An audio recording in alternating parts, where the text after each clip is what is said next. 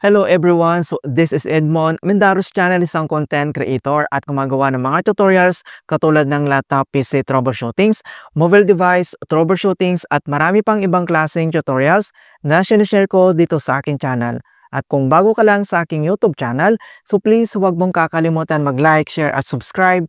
I-click mo na rin yung bell notifications para ma-update ka sa aking mga bagong videos and tutorials.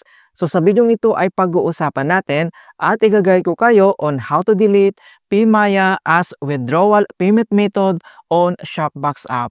So kung bago ka lang, so ano ba ang ibig sabihin ng Shopbox app?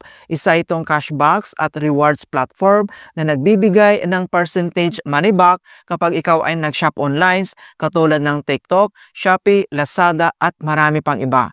So maganda rin na kailangan natin gamitin ang Shopbox app para makakuha tayo ng cashback sa mga items na chine-check out natin sa mga apps marketings online store mga kaibigan. Alright, kung hindi mo kabisado kung paano ba i-delete or i-remove ang PMaya as withdrawal method, ang video ito ay makakatulong sa iyo as your guide. Kaya wag na natin patagalin at start na natin. So ang next step ay kailangan mo lang i-open dito or mag-login dito lang sa ating Shopbox app and then i-click mo lang. At dito lang sa ating Shopbox homepage, dito lang sa baba ay kailangan mo lang itap dito yung account profile na makikita dito sa bottom right corner. And dito na tayo sa ating Shopbox homepage profile. So makikita mo na dito yung lifetime earnings. So guys, ang lifetime earnings ay dito mapupunta lahat ng ating transaction details.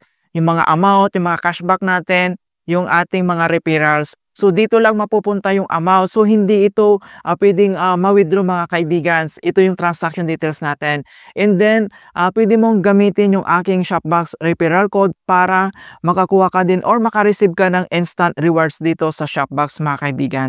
So ilalagay ko sa description box. Alright, and then next kung paano ba natin i-remove yung PMaya as withdrawal method. And then dito lang sa right corner makikita mo dito yung withdraw and then i-click mo lang. And then next, so makita mo lang dito yung ating withdrawal and then withdrawal destinations. I-tap mo lang dito yung manage, dito lang sa right corner. Ayan, so dito na tayo sa withdrawal and then dito na tayo sa e-wallet transfer mga kaibigan. And then makikita mo na dito yung ating PMaya. So since nakalink dito yung ating PMaya account, so kung paano ba ito i-delete, so dito lang sa right corner, makikita mo dito yung delete icon. So i-click mo lang. And then, are you sure you want to delete this payment method? And then, kailangan mo lang itap dito yung delete. Ayan. So, makikita mo na dito na na-remove na yung PMaya as withdrawal payment method dito sa ating Shopbox app. Kung gusto mong mag-add ulit dito, so, napakasimple lang dito lang sa withdrawal mga kaibigan and then itap mo lang dito yung add an e-wallet and then kailangan mo lang i-follow dito yung prompt instructions. Okay? So, makita mo na dito yung ating mga payment method. So, may tatlong payment method lang dito sa Shopbox. So, either GCash, PayPal, and then yung PMaya. So, ito lang yung pwede natin gamitin mga kaibigan. Alright? And then, ganun lang po kasimple mga kaibigan kung paano natin i-delete or i-remove ang PMaya as withdrawal method dito sa Shopbox. In hope na nakapagbigay ako ng konting kalaman at guide tungkol sa Shopbox tutorials. Thank you guys and see you in my next tutorials.